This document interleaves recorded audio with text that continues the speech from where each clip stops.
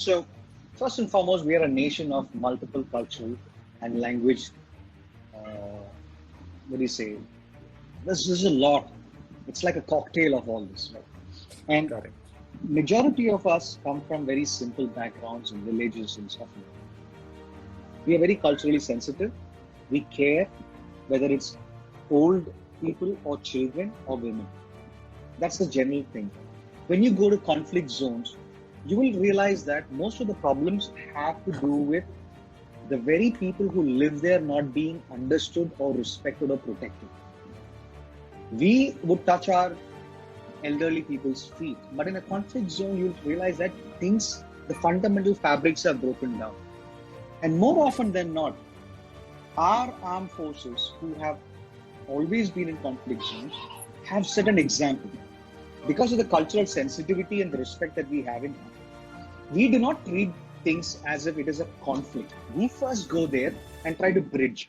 You look at all the examples. We don't go there because we hold a gun, so we are mighty. No, we go there to start a relationship with them. We go there and we talk to them in a different way. And that sensitivity has proved very, very effective.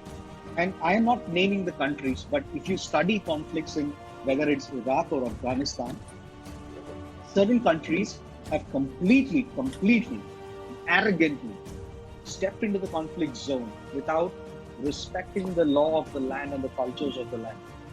And they have borne a lot of casualties.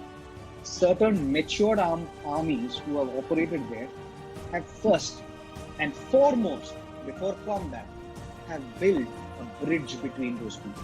When you respect the women, children, and the elders of that place, and you see them as yours, you have one half. And that is where Indian armed forces, whether it's Army, Navy, Air Force, wherever they are sent, they have this cultural sensitivity built into them, those value system built into them. When we go there, we don't see a problem. We see a family in distress. And that has changed the way Indian Army, Air Force, and Navy has, wherever they have deployed, mostly Army is the one, deployed in these conflict zones, they have acted on these issues. And we are one of the largest troop contributors in UN, which is not a, it's a common thing that everybody knows. People respect us for these reasons. We bring resolution to the table. Yeah. There are times when certain other battalions have been moved because they could understand the cultural sensitivity. And there are places where women battalions completely have been deployed. And wherein, this is a very important topic to touch upon, because conflict zones where you'll find more of, the hardcore men and that kind of combatants. We had women combatants in conflict zones in Africa, wherein the women's voice were heard because they could speak about their problems. So India is one such unique place. Now,